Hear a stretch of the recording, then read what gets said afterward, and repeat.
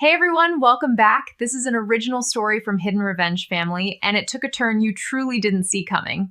Let's get into it. The air in Northern Virginia always has a specific weight to it in late autumn, damp heavy with the scent of dying leaves and the metallic tang of approaching frost. I stood on the sidewalk of the street I grew up on my duffel bag, hanging from my shoulder like a familiar burden. I was still wearing my tactical boots, the soles caked with dust from a world away. After 3 years serving as a signals intelligence specialist in the U.S. Army, my ears were still tuned to the hum of frequencies and the silent static of encrypted airwaves. But here the only sound was the distant drone of a leaf blower and the rhythmic ticking of a neighbor's cooling car engine. I looked at my grandfather's house, the sprawling Victorian on the corner of Hawthorne and Elm. It was a fortress of memories, the only place that ever felt like a sanctuary after my parents passed. Grandpa Elias was the one who taught me that truth isn't just something you tell, it's something you verify. He was a man of old-school integrity, a retired engineer who valued the bones of a structure over its facade. I hadn't told him I was coming home. I wanted to see his face when I walked through the door, medals pinned to a uniform he'd always been too proud of. But as I stepped onto the porch, something felt off. The bone-deep instinct that keeps you alive in a theater of war started screaming at me. The flower boxes were overflowing with expensive manicured orchids that didn't belong in a Virginia November. The porch furniture was new, sleek, cold, and entirely too Pinterest perfect. I reached for my spare key tucked into a hidden magnetic box behind the shutter. The box was gone. I frowned and pulled my own set of keys from my pocket. I slid the brass key into the lock, but it wouldn't even seat. The cylinder had been replaced. In its place was a high-tech biometric scanner, its blue LED ring pulsing like a slow, taunting heartbeat. A shadow moved behind the frosted glass of the side panel. I didn't knock. I stepped back, my eyes scanning the perimeter. I noticed a cheap security camera tucked under the eaves, a model I knew was riddled with vulnerabilities. I pulled my phone out not to call anyone, but to run a quick network scan. The Wi-Fi SSID had been changed from Elias_private to Serena_Manor. Serena, my older sister. The golden child who never met a mirror she didn't like or a bill she didn't expect someone else to pay. While I was analyzing signal patterns in combat zones, she was curating her brand back home. I walked down the porch steps and noticed a discarded newspaper in the bushes, likely missed by the meticulous gardener who had installed those orchids. I picked it up. It was the local Gazette from 3 months ago. I flipped it open to the back pages, a habit from years of searching for names in casualty reports. My heart didn't just stop. It turned to lead. There, in the In Memoriam section, was a photograph of me, my formal Army portrait. The caption read, Sergeant Ava Vance lost in the line of duty. A tragic sacrifice for a grieving family. Private services held by her sister Serena Vance. I wasn't just home. I was a ghost. Have you ever been erased by the people meant to protect you only to realize you were never a person to them? Just a line item in their profit margin. I didn't scream. I didn't pound on the door. In SIGINT, if you make noise, you lose the signal. I walked back to my car parked a block away and opened my laptop. My hands were perfectly steady, a cold military-grade focus taking over. I bypassed the Serena_Manor Wi-Fi encryption in under 90 seconds. She'd used her own birthday as the password. Arrogance is always the ultimate security flaw. I tunneled into the house's internal server and accessed the smart home logs. I saw the grocery orders, the climate control settings 68 degrees in the master suite, while the basement sensors showed a damp, unheated 52. But more importantly, I found the digital archives of the family attorney, Mr. Holbrook. I spent the next hour reading my own death. Serena hadn't just told people I was dead. She had manufactured a reality. She had submitted a forged death certificate, a sloppy but functional document, claiming I'd perished in a localized insurgent attack that never happened. Using that, she had initiated the deceased beneficiary process at Ohio National Bank. I looked at the updated will. Grandpa Elias's signature was on the bottom of every page. It looked right, but the metadata on the PDF told a different story. The document had been scanned and modified on a Tuesday morning while Grandpa was supposed to be at his cardiology appointment. I felt a surge of nausea as I realized the extent of the extraction. She'd moved $500,000 from the trust into a holding account for her husband Julian's failing tech startup. She'd listed the house for a private sale starting next month. But the most devastating signal came from the nursery monitor I'd managed to tap into. I expected to hear a baby. Instead, I heard Serena's voice, sharp and impatient, coming from Grandpa's old library. "He's still mumbling her name, Julian," she hissed. I could hear the clink of a glass, probably the vintage scotch I'd bought Grandpa for his 81st. "The doctor said the increased scopolamine dose would make him more compliant, but he's just getting agitated. We need him to sign the final deed before the ghost officially goes into probate." "Relax, babe," a man's voice, Julian replied with a lazy, entitled drawl. "She's buried in a digital grave. The army moves slow. By the time they realize she's not on the MIA list, we'll be in the Caymans. Just give him another supplement and tell him Ava sent it. He'll swallow anything if he thinks it's from her." I stared at the screen, my reflection ghosted over the code I was scrolling through. They were drugging him. They were using my name, my memory, as the sugar to help the poison go down. They thought they were dealing with a pedestal, a stationary object they could stand on while they reached for the gold. They forgot that I wasn't the support structure. I was the one who knew how to rewire the entire building. I closed my laptop and felt the familiar weight of my service pistol in its holster beneath my jacket. I wasn't going to use it, not yet. In my world, a kinetic strike is the last resort. First, you conduct the surveillance. You map the network. You identify every node of their corruption. I looked back at the house, the light from the library window glowing with a fake warm amber. Serena was in there, probably wearing my mother's pearls, drinking my grandfather's scotch, and deciding how much my life was worth in offshore currency. She thought she had erased my frequency. She thought the room was empty. I didn't go back to a hotel. I didn't call the local police, not yet. They'd see a family dispute. I saw a high-value target with a compromised perimeter. I moved my car to an alleyway 3 blocks over a spot with a clear line of sight to the front gate. I opened my bag and pulled out a long-range directional microphone and a high-gain antenna. I was going to record every breath, every lie, and every supplement they gave him. I was going to build a file so dense with truth that no amount of spin could ever erase it. I sat in the darkness, the green glow of my equipment illuminating my face, and waited for the next signal. The first hour was quiet. Then the front door opened. Julian stepped out, checking his watch, the same $40,000 Rolex Daytona I recognized from his social media posts, likely bought with the first wire transfer from the trust. He looked around the street with the smug indifference of a man who thought he owned the world because he'd stolen a piece of it. He didn't see me. Nobody ever sees the person they've decided is dead. He walked to the Range Rover in the driveway, the white one I'd apparently co-signed for from a desert 5,000 miles away. He pulled a small clear baggie from his pocket, checked the contents under the dome light, and went back inside. My camera caught the whole thing in 4K resolution. I adjusted the frequency on my receiver. The library vent was a perfect acoustic horn. I heard the door open again, the sound of a heavy chair dragging on the floor. "Time for your vitamins, Elias." Serena's voice purred, her golden daughter mask firmly in place. "Ava would be so disappointed if you weren't taking care of yourself. She always wanted you to stay strong." I heard a weak, raspy cough. "Ava," my grandfather's voice was a thin thread of what it used to be. Did she call?" "Not today, Grandpa," Serena said, and I could practically hear the smirk in her tone. "But she's watching. Now swallow. That's a good boy."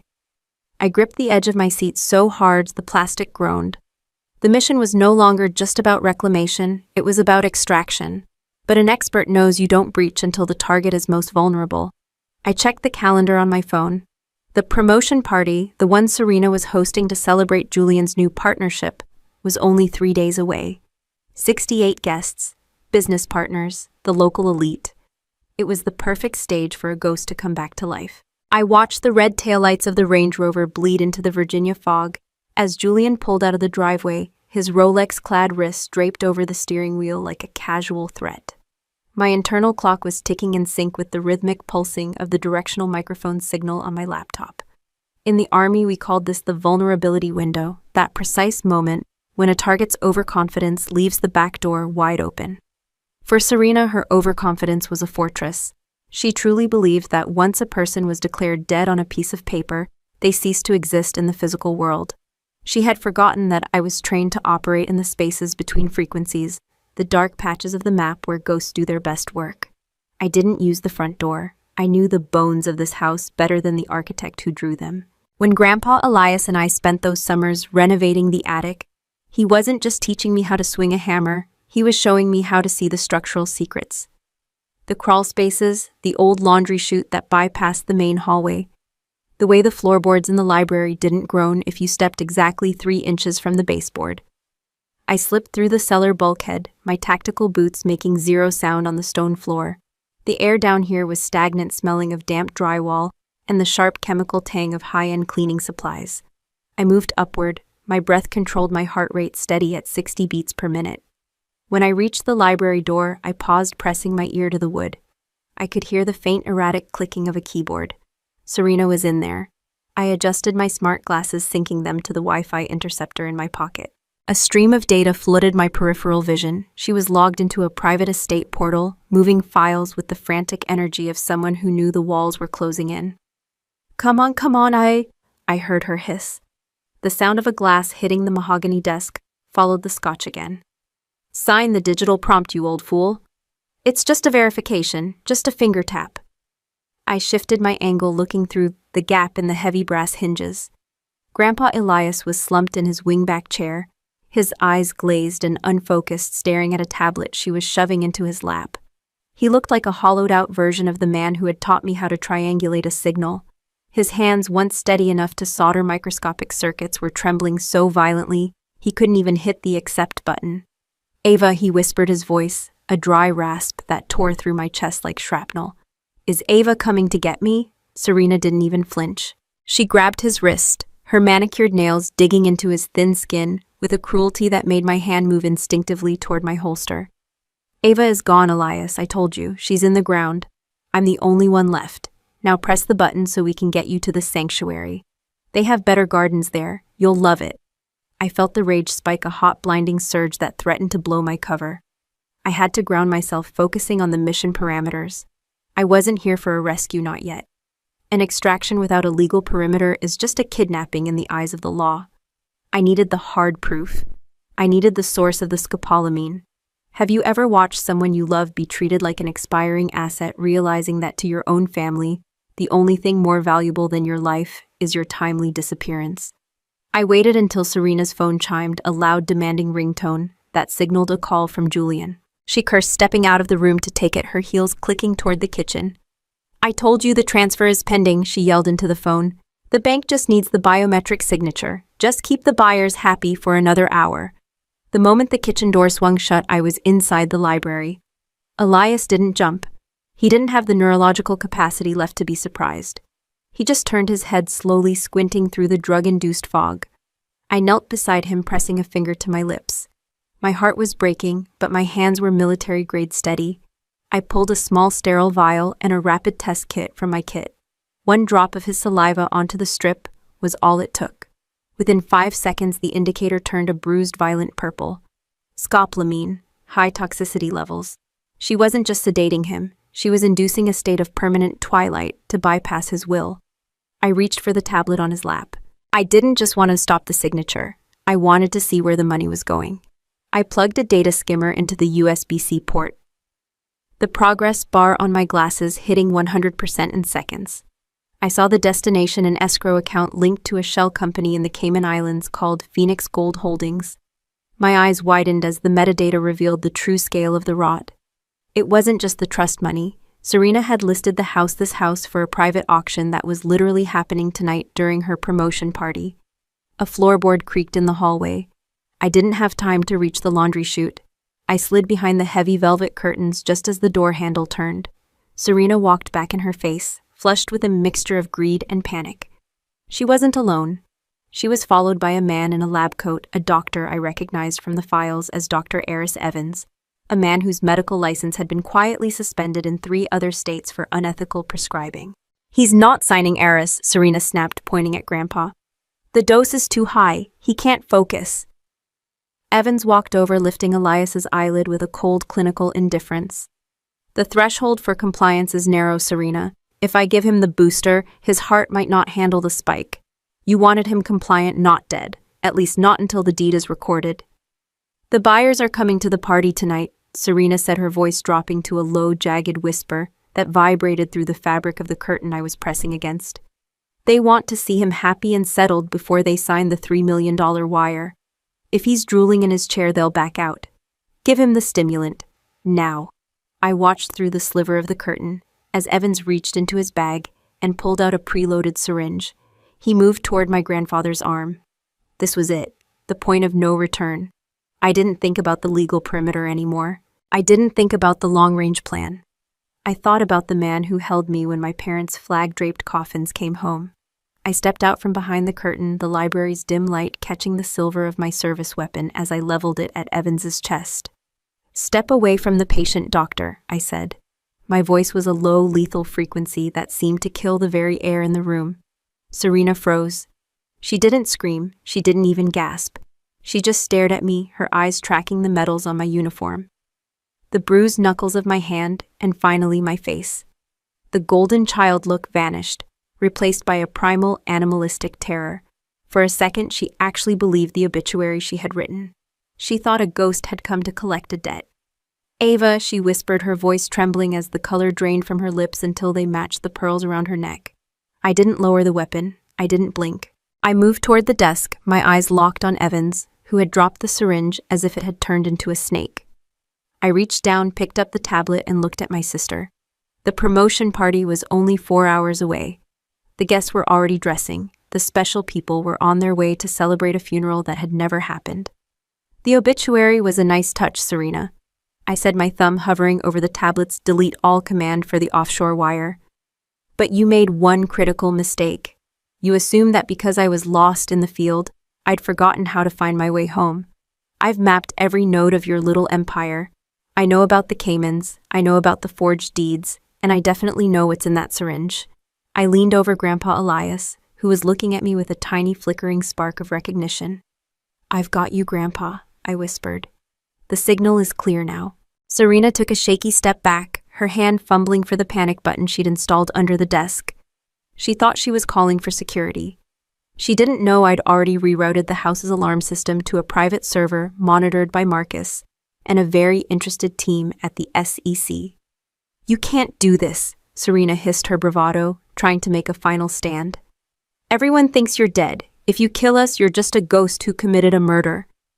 "I'm not going to kill you, Serena," I said, a cold, thin smile playing on my lips, as I heard the first distant chirp of a siren I had authorized 10 minutes ago. "I'm an intelligence officer. I don't destroy structures with bullets. I destroy them with the truth. And tonight at your little party, I'm going to give the most important presentation of my career." I grabbed the folder from the desk, the one containing the original untampered will I'd found in the digital archives. I tucked it under my arm and signaled to the doctor to start packing his bag. The real battle wasn't here in this quiet library. The real battle was waiting under the chandeliers of the ballroom, where the world would see exactly what happens when you try to bury a soldier before she's done fighting. I walked toward the door, my boots thudding on the mahogany floor, a sound that echoed like a countdown. I didn't look back at Serena. I didn't need to. I could already feel the foundation of her world beginning to liquefy beneath her feet. The fog outside was lifting, and the moon was rising sharp, cold, and revealing. The party was about to start, and I was the only one who knew the ending. I felt the weight of my dress blues, the sharp, stiff collar, and the cold metal of my medals as a grounding force against the surreal glitter of the hallway. The library was behind me now. A quiet crime scene where a fake doctor and a panicked sister were still trying to process the fact that a ghost was breathing. My boots, polished to a mirror finish, hit the marble floor with a rhythmic military precision that seemed to drown out the muffled jazz music drifting from the ballroom. I wasn't just walking into a party. I was conducting a breach. In signals intelligence, we talk about the kill chain, the steps required to identify, track, and neutralize a target. Serena and Julian had spent 3 years building their fortress. I was about to show them that I'd been the one holding the structural blueprints all along. I tapped my earpiece, the encrypted frequency clicking into place. "Marcus, status on the extraction. The paramedics I signaled are 2 minutes out, Ava." Marcus's voice crackled in my ear, steady and low. "They're using the service entrance. They'll have Elias out and in a stabilized environment before the first toast is even poured. I've also got a live feed on Julian. He's in the VIP lounge with the investors from that shell company Phoenix Gold Holdings. He's holding a pen, Ava. He thinks he's about to sign the deed for your grandfather's land. Let him hold it, I whispered, my eyes tracking a server carrying a tray of champagne. He needs to feel the weight of the ink before I take the pen away. I moved toward the lounge, a glass-walled enclosure overlooking the main ballroom. Inside, Julian was the center of gravity, his Rolex catching the light as he gestured broadly to a group of men in sharp predatory suits. These weren't legitimate businessmen. They were the extractors. Alora had warned me about men who found families in transition and bled them dry under the guise of strategic management. I could see the document on the table. It was the quitclaim deed, the one Serena had tried to force Grandpa to sign in the library. They had bypassed him entirely, using the forged power of attorney to authorize Julian as the signatory. I stopped at the edge of the glass, watching my brother-in-law laugh. He looked like a man who had won the lottery by stealing the ticket from a dead woman's pocket.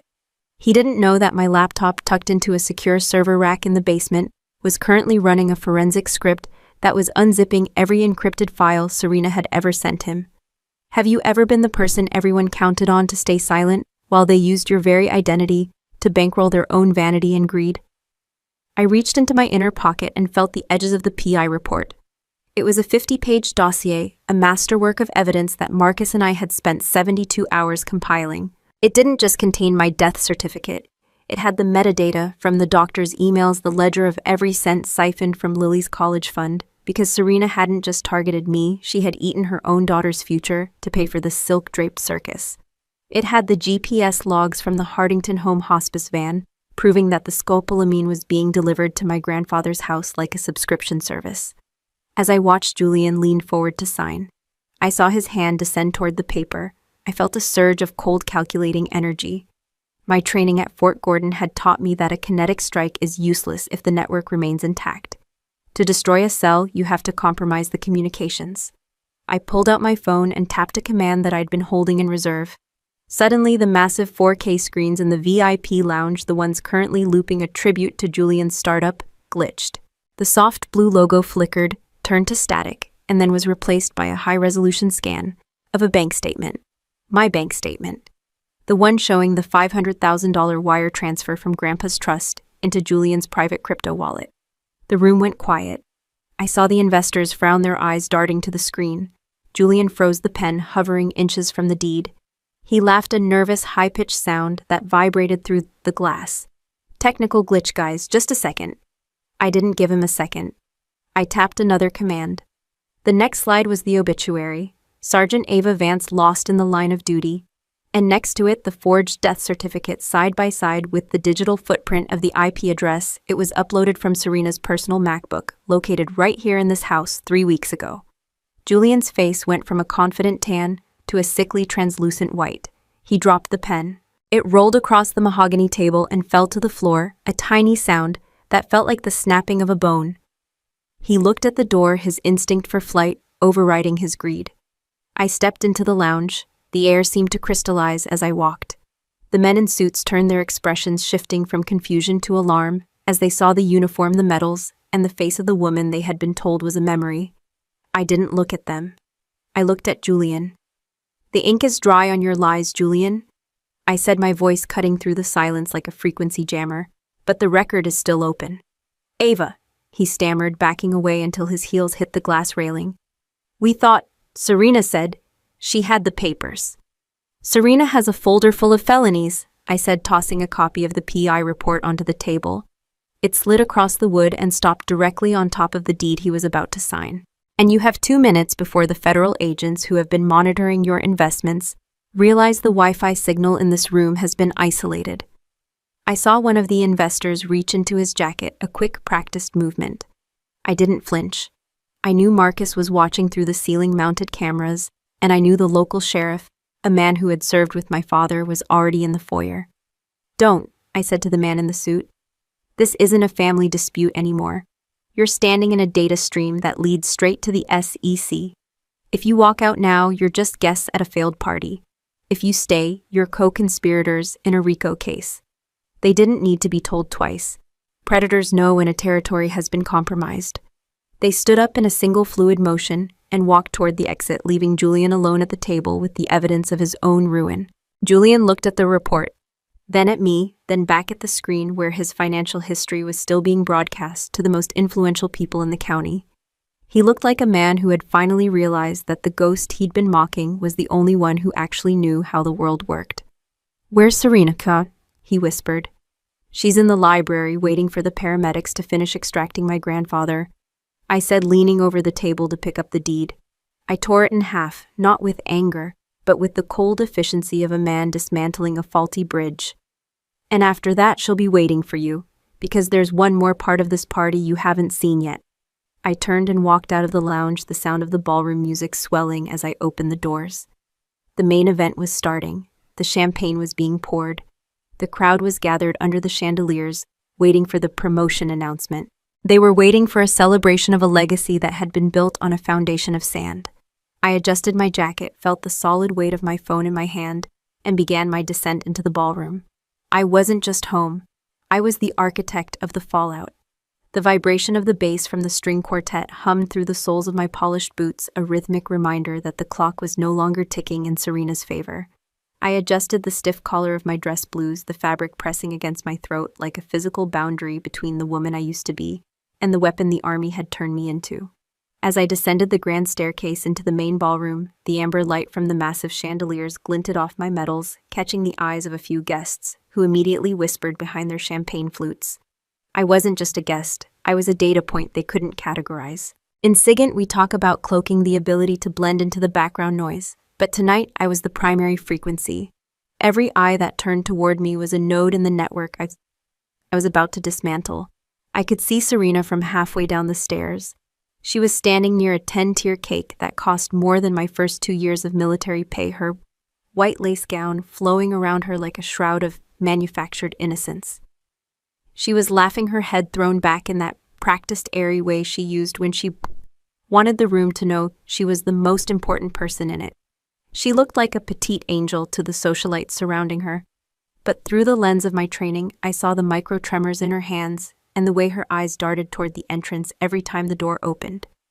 She was waiting for a ghost to stay buried, but the grave was empty. Have you ever spent years providing the foundation for someone else's ivory tower only to realize they were using your silence to buy the bricks for your own prison?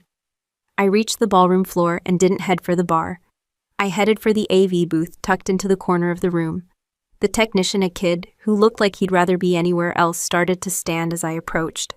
I didn't give him a chance to ask for my credentials. I tapped the tablet in my hand, bypassing the hotel's local area network and slaving his monitor to my own encrypted server. "I'm with the security audit team," I said, my voice the low, lethal baritone of an officer who expects immediate compliance. "The main display has a refresh rate error. I'm rerouting the feed to stabilize the signal. Stay on your headset and don't touch the override unless I tell you." He nodded, eyes wide, and sat back down. Arrogance. Serena's arrogance had led her to hire the cheapest tech crew available to save money for her offshore accounts. She assumed that no one would challenge the golden daughter on her wedding day. She forgot that I didn't believe in fairy tales. I believed in fiduciary duty and probate law. My earpiece chirped. A double click. That was Marcus. "Extraction complete, Ava," he whispered, his voice crackling with the grit of a man who had seen real combat. "Grandpa Elias is in the ambulance. The medics confirmed high levels of scopolamine in his system. We have the sterile samples in the doctor's bag. He's headed to a private clinic in Evanston. He's conscious, but the fog is going to take a while to lift. He said your name, Ava. He knew it was you." I felt a momentary crack in my composure, a sharp sting of grief that I suppressed with the cold logic of a mission parameters check. "Is the notary in custody?" The local sheriff picked up the guy with the expired Jersey license 10 minutes ago. He's already singing to save his hide. He admitted Julian promised him 50 grand from the trust to stamp the forged will. We've got the paper trail, the IP logs, and the metadata. The Phoenix Gold Holdings accounts are officially under a federal freeze. The SEC is waiting for your signal. "Copy that," I said, my thumb hovering over the execute button on my tablet. "Maintain perimeter. I'm moving to the primary target." I stepped out from the shadows of the AV booth and began my walk across the ballroom. The jazz music felt like static now, a thin veil over the rot. I passed my mother's old friends, women who had looked at my in memoriam post on Facebook and sent heart emojis instead of asking why my body hadn't been returned. I saw the special people Serena had curated for her brand investors, influencers, and the local elite who valued the aesthetic of a tragedy more than the truth of a survivor. I didn't stop until I was 5 feet from Serena. She saw me then. The champagne flute in her hand didn't just shake. It tilted the pale liquid splashing onto the floor like a spill on a pristine deck. The woman she was talking to followed her gaze and gasped, her hand flying to her throat. The golden child mask didn't just slip. It disintegrated.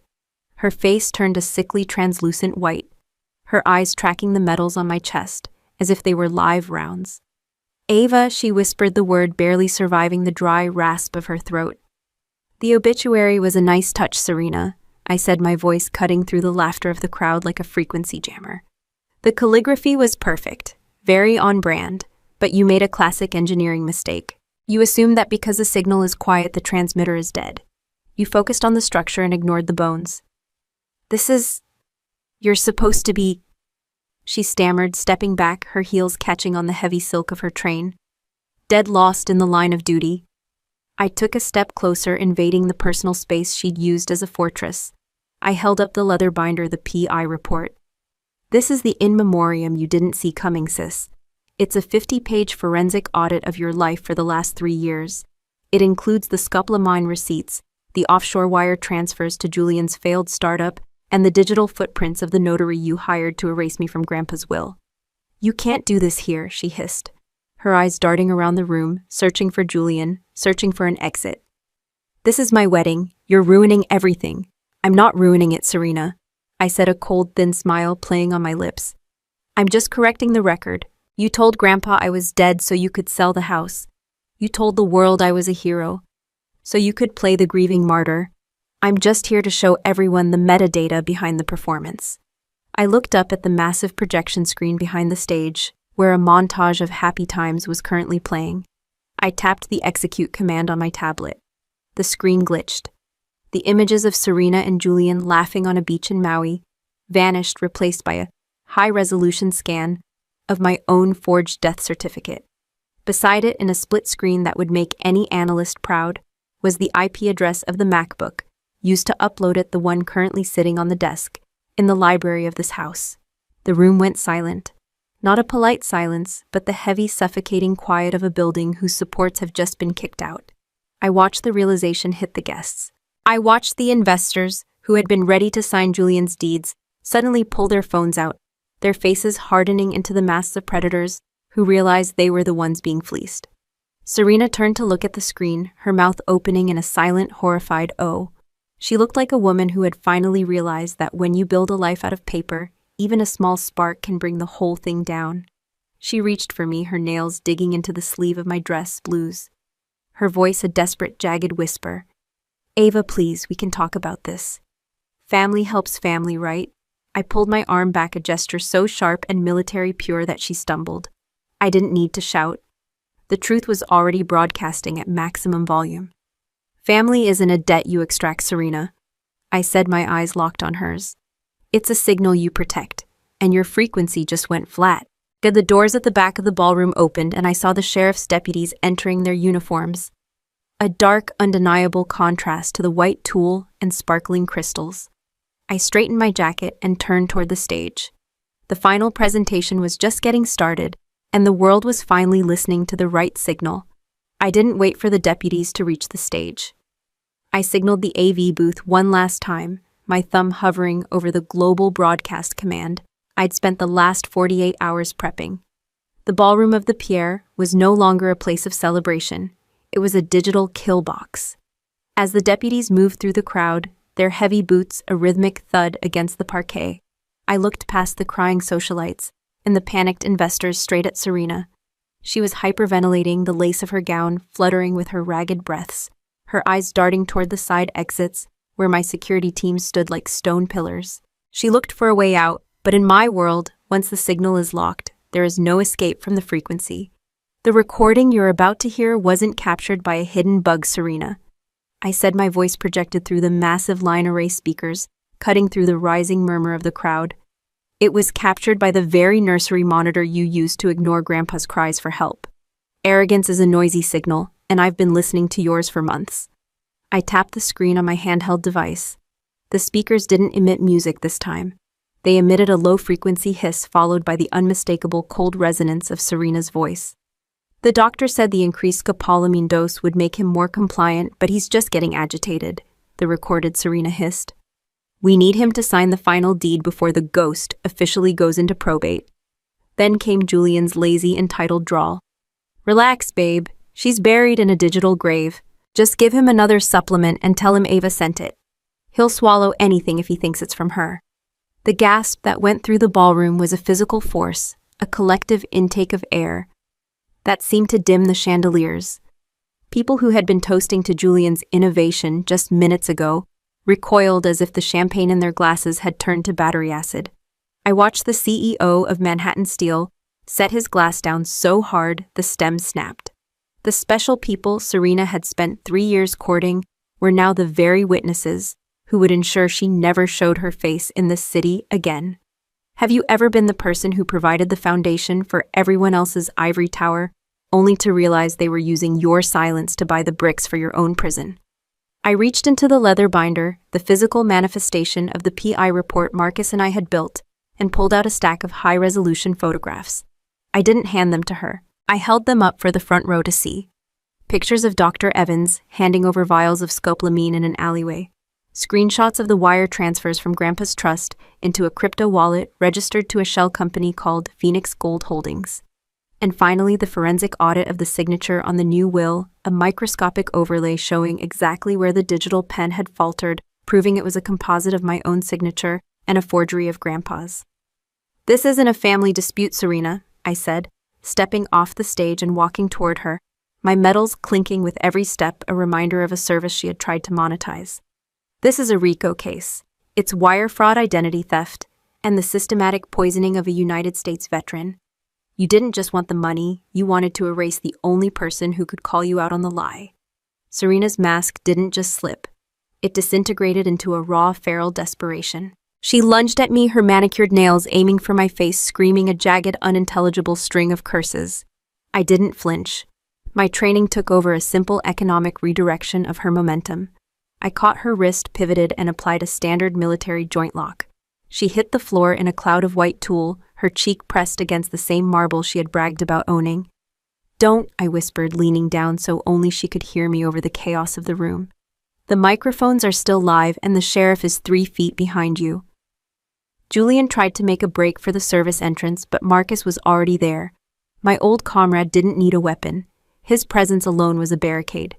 He stepped into Julian's path, his arms crossed over his chest, his eyes cold and unyielding.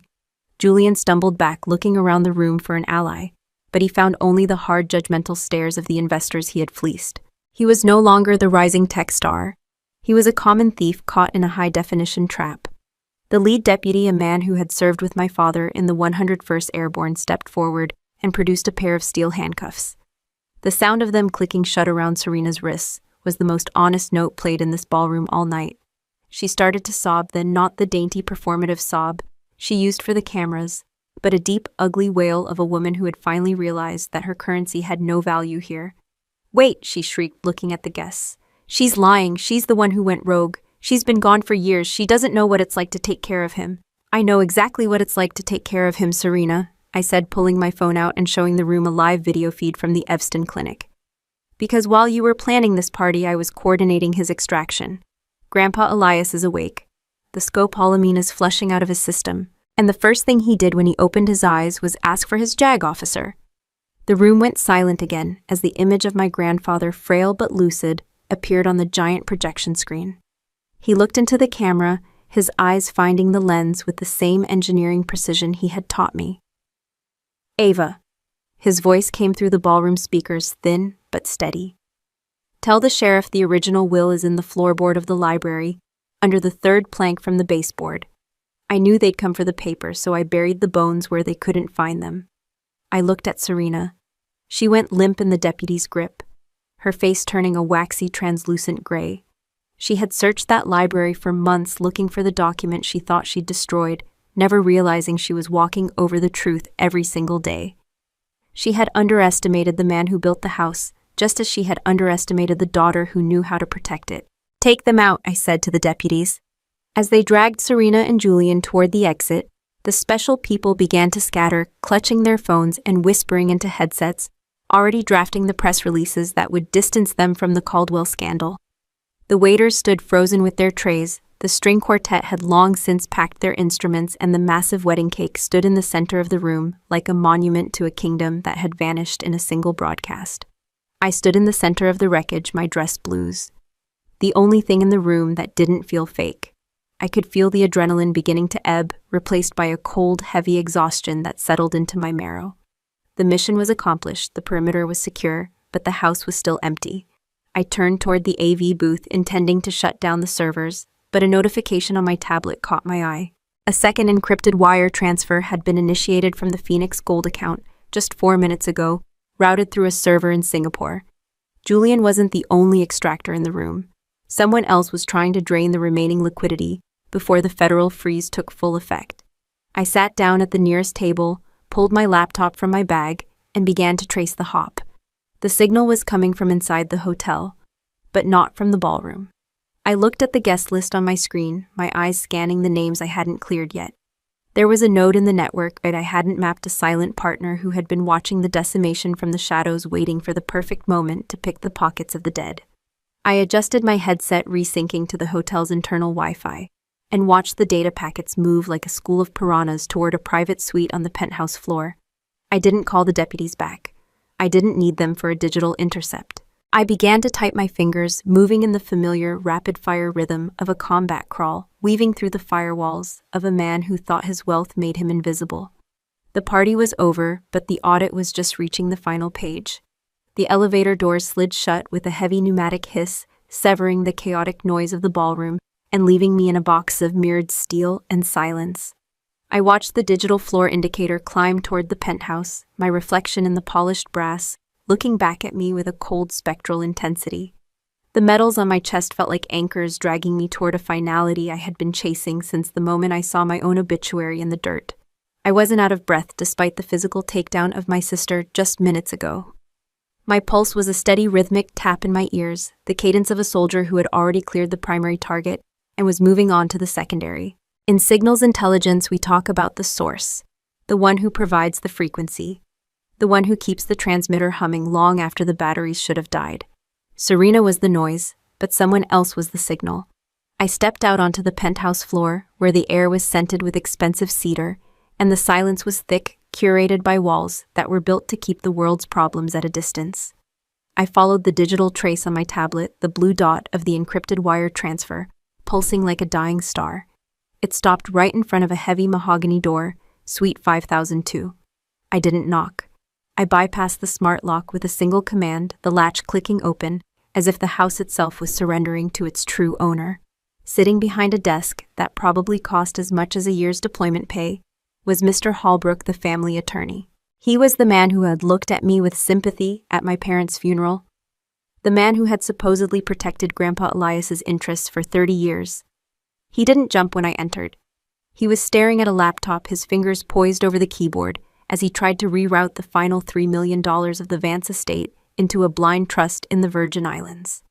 The light from the screen made his face look like a crumpled piece of parchment. "The metadata doesn't lie, Arthur," I said, my voice low and devoid of the heat I felt in the ballroom. I walked toward the desk, the rhythmic thud of my boots on the Persian rug sounding like a countdown. "You weren't just the notary who ignored the forgeries. You were the one who suggested them. Serena didn't have the brains to set up a Cayman shell company, but you've been doing it for the city's elite for decades." Holbrook finally looked up, his eyes darting toward the door I had just locked behind me. He tried to summon the practiced, authoritative tone of a partner at a top-tier firm. "Ava, you're clearly suffering from a high-stress reaction. This is a family matter that has spun out of control. We can resolve this. I can make sure the trust is restructured to include you more than you would have received under the original will." "You're still negotiating," I said, a thin, lethal smile playing on my lips as I set my tablet on the mahogany surface. "That's your first mistake. You think I'm here for a seat at your table. You don't realize that I've already burned the dining room down." I tapped a button on the screen. A forensic log scrolled by in a blur of white text on black.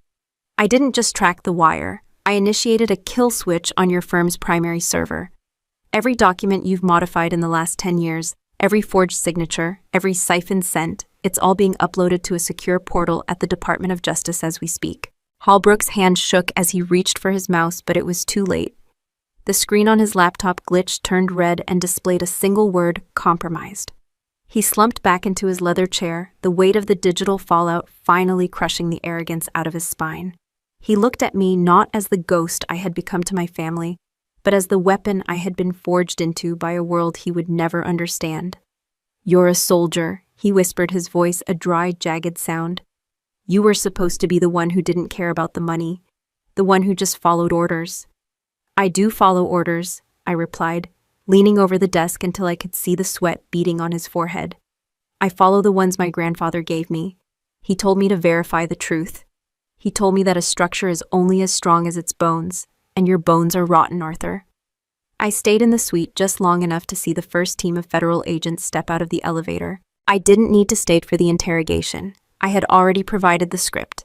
I walked back toward the elevator, unpinning the medals from my dress blues one by one and tucking them into my pocket. They were symbols of a service that my sister had tried to turn into a tragedy for profit. But they didn't belong in this hotel. They belonged at home on the mantel next to the man who was currently waking up in a clean, quiet clinic. A year later, the Virginia frost didn't feel as heavy as it used to. I sat on the porch of the house on Hawthorne and Elm, the bones of the structure finally settled and solid. The biometric scanner was gone, replaced by a simple brass lock that didn't require a signal to open. Inside, I could hear the rhythmic clinking of a soldering iron. Grandpa Elias was back in his workshop, his memory returning in flashes of engineering precision. The scopolamine had done damage, but it hadn't touched the part of him that knew how to fix things. We had turned the Serena Manor back into a home. The orchids had been replaced with the wild roses my mother loved, and the special people who had cheered at the wedding were now names in a court transcript, desperate to distance themselves from the collapse of the Holbrook firm. Serena and Julian were halfway through their sentences in a minimum security facility, and for the first time in my life, their noise had completely faded from my frequency. I looked at my phone, a simple device with no trackers and no encrypted war rooms. I had founded the Vance Legacy Fund, using the reclaimed millions to provide legal and medical advocacy for veterans whose families had treated them as casualties of convenience. It wasn't revenge, it was a corrective measure. I had spent 3 years listening for ghosts in a war zone, only to find that the most dangerous spirits were the ones living in the house I grew up in. But the audit was closed, the signal was clear, and for the first time since I stepped off that plane, I wasn't a soldier or a ghost, I was just home. I leaned back watching the sun dip below the trees, painting the street in shades of amber and gold. I took a deep breath of the damp autumn air and smiled. The structure was finally built to last. When the people you're supposed to trust treat your life like a business transaction, do you owe them the family discount of forgiveness? Or should the price of betrayal be a permanent eviction from your future? Share your thoughts in the comments below, and don't forget to subscribe to follow more stories of those who refused to stay buried and fought their way back to the light. If the people who raised you became the ones trying to erase you, would you see it coming? That question haunted me long after the sirens faded, long after the courtroom doors closed, long after the house on Hawthorne and Elm finally went quiet again. Because the hardest battle I fought wasn't against strangers, criminals, or enemies overseas. It was against the people who shared my last name. When I first saw my own obituary in that discarded newspaper, the shock wasn't just that I had been declared dead. It was that someone who grew up eating at the same table, sleeping under the same roof, could look at my life and decide it was an obstacle, not a bond, not a sacred connection, just a problem to remove. That moment taught me the first and most painful lesson of my life. Trust is not something you assume. It is something you verify. My grandfather used to say that truth isn't what sounds right. It's what holds weight when you put pressure on it. Back then, I thought he was talking about engineering, about steel beams and load-bearing walls. I didn't realize he was teaching me how to survive people. Because here's the uncomfortable reality: most of us avoid family can love you. Family can raise you. Family can also be the one holding the knife. We grow up with a story that family equals safety, that blood means loyalty, that shared history guarantees protection, and most of the time that's true. But when money enters the equation, when power becomes tempting, when ego grows unchecked, even sacred bonds can rot from the inside out. I didn't lose my identity in a war zone. I lost it in a living room decorated with orchids and lies. And the most dangerous part, I didn't see it coming at first. Because betrayal rarely announces itself with open hostility. It wears smiles. It uses your memories against you. It speaks in familiar voices. It tells you, I'm doing this for your good, while quietly rewriting your existence behind your back. That's why the first lesson isn't about revenge. It's about recognition. If something feels off, it usually is. Your instincts are older than your excuses. Older than your desire to believe everything is fine. Older than your fear of conflict. Your body notices shifts long before your mind accepts them. A changed tone, missing information. Decisions made without you. Finances handled for your convenience. Stories that don't quite align. These are not overreactions. These are signals. And ignoring signals doesn't preserve peace. It only delays the explosion. I've met people since who tell me I could never imagine my family doing that. And I understand. I once believed the same, but here's the truth. Healthy trust has transparency. Unhealthy trust demands blind faith. If someone truly has your best interests at heart, they don't hide paperwork. They don't isolate you from information. They don't discourage you from asking questions. They don't get angry when you verify facts. Because verification isn't disrespect. It's responsibility. So how does this lesson apply to real life, beyond dramatic stories like mine? It starts with simple principles. Keep your own records. Understand what belongs to you. Know where your name appears on documents. Don't hand over full control of your finances, identity, or medical decisions without safeguards. Ask questions even when it feels uncomfortable, not because everyone is dangerous, but because no one should hold unchecked power over your existence. Another hard truth I learned. You are responsible for protecting your own identity. Not just your name, not just your money, but your narrative. The story of who you are, because once someone else controls that story, they control how the world sees you, and sometimes how you see yourself. My sister didn't just steal money, she stole a version of me, a dead version, a convenient version. And if I hadn't returned, that version would have become reality. That's why the first real battle wasn't physical. It was reclaiming the right to exist in my own life. But let me be clear about something important. This lesson is not about becoming paranoid. It's not about distrusting everyone. It's not about cutting off family at the first disagreement. It's about balance. Healthy trust is built on openness. Healthy love doesn't require secrecy. Healthy family doesn't erase your voice. You can love people and still verify. You can forgive people and still set boundaries. You can care deeply and still keep your eyes open, because blind loyalty isn't love.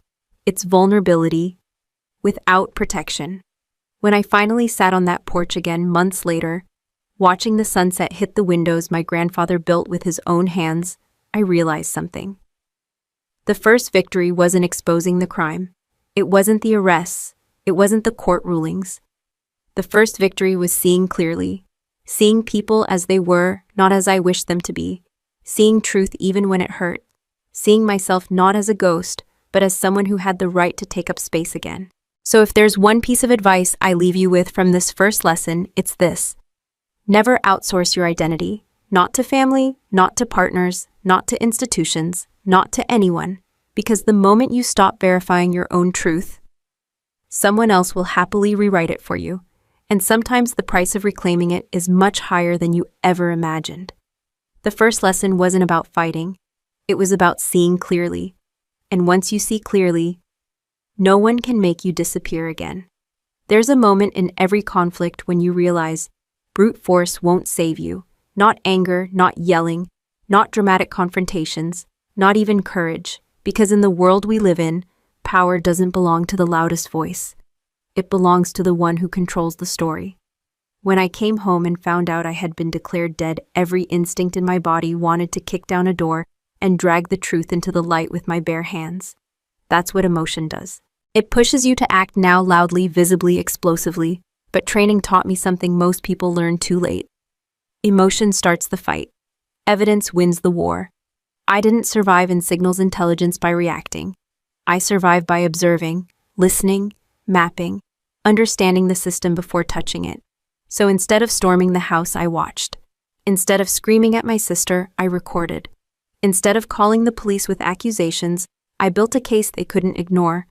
And that decision changed everything.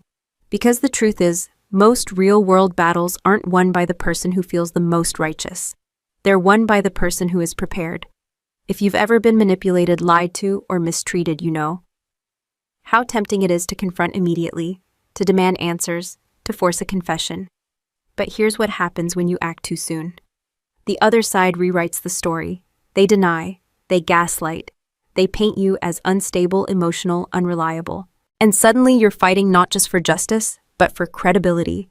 That's why documentation matters. Receipts, messages, emails, dates, witnesses, digital footprints. These are the weapons of modern truth. My sister didn't fear my anger. She feared my files.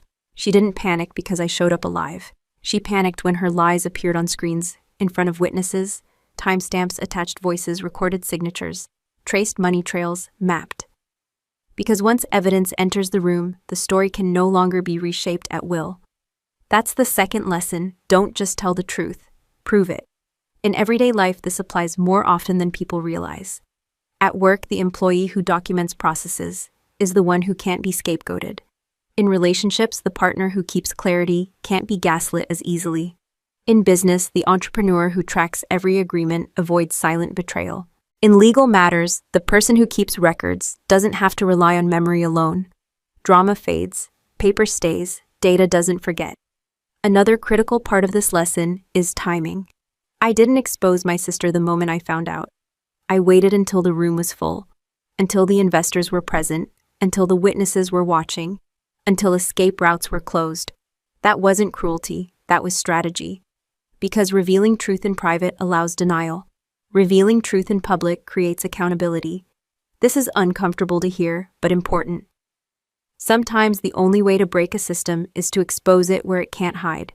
Quiet conversations don't dismantle corruption. Clear evidence, public visibility, and undeniable facts do. But here's something equally important. Building evidence doesn't mean becoming cold or heartless. It means respecting your own future enough not to waste it on battles you can't win. I've seen people lose years fighting emotionally, arguing with people who rewrite conversations, begging for acknowledgement that never comes, trying to convince liars to suddenly become honest. Evidence ends that loop. Once you have proof, you stop chasing validation. You let reality speak for itself. And here's the part most people miss. You don't need power to do this. You need patience. Observe longer than you speak. Ask questions instead of accusations. Save conversations instead of deleting them. Learn basic digital literacy. Understand your rights. You don't have to be a soldier or an intelligence officer. You just have to be someone who doesn't walk blindly into emotional traps. The people who manipulate narratives depend on one thing, that you'll react before you think. Once you stop reacting and start documenting, the balance shifts. When my sister tried to erase me, she believed she controlled the story. She had the obituary, the forged documents, the smiling photos, the public sympathy. She believed perception was reality. She forgot that perception collapses the moment evidence enters the room. And when it did, everything she built dissolved in seconds. So here's my advice from the second lesson: document first, confront later. Not because you're afraid, but because you're smart. Not because you don't trust yourself, but because you trust reality more than emotion. And when the moment comes to speak, speak once clearly with proof in your hand. You don't need to shout when the facts are loud. Because in the end, power doesn't belong to the one who yells the truth. It belongs to the one who can prove it. When the war ends, who are you without the battlefield? No one prepares you for the silence that comes after justice, after the arrests, after the courtrooms, after the headlines fade. People think victory is fireworks and applause, but real victory is sitting alone in a quiet house realizing the fight is over and now you have to live. When my sister and her husband were taken away, when the lawyers fell, when the money was restored, when my grandfather was safe again, I stood in the doorway of the house on Hawthorne and Elm and felt something I hadn't expected. Not triumph, emptiness. Because for months my purpose had been clear. Expose the truth, protect my grandfather, reclaim my name. Every breath, every thought, every heartbeat was mission-driven. And suddenly there was no mission left. Just me. Just a house full of memories. Just a future I hadn't planned beyond survival. That's the part of betrayal no one talks about. Winning doesn't automatically heal you. It just gives you the chance to choose who you'll become next. My grandfather once taught me that the strength of any structure isn't in how beautiful the walls look. It's in the bones hidden beneath the surface. Beams, joints, foundations, the parts no one sees but everything depends on. That became my final lesson. Healing isn't forgetting. Healing is rebuilding stronger bones. I didn't pretend nothing happened. I didn't force forgiveness. I didn't move on by erasing the past. I rebuilt. I removed the biometric locks and installed a simple brass key. I pulled out the fake orchids and planted wild roses. I turned the room where lies were signed into a workshop, where my grandfather could solder and build again. Each physical change was symbolic. Each small repair was proof that I was rewriting the structure of my life on my terms. And slowly the house stopped feeling like a crime scene. It became a home again. But rebuilding isn't just physical, it's internal. After betrayal, many people get stuck in one of two places. They become permanent victims, or they become permanent warriors. Both are prisons. The victim keeps reliving the wound. The warrior never stops fighting enemies that no longer exist. True healing is choosing a third path, becoming the architect of your own life. That means setting new boundaries where trust was once blind. Choosing relationships where transparency is non-negotiable, handling your affairs with awareness instead of avoidance, and understanding that love without respect is just control in disguise. I didn't rebuild to punish my sister. I rebuilt so I would never again be in a position to be erased. That's the difference between revenge and restoration.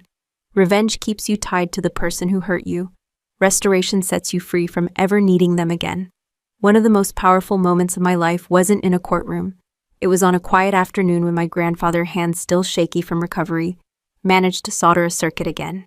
He looked up at me and smiled, fully present, fully himself.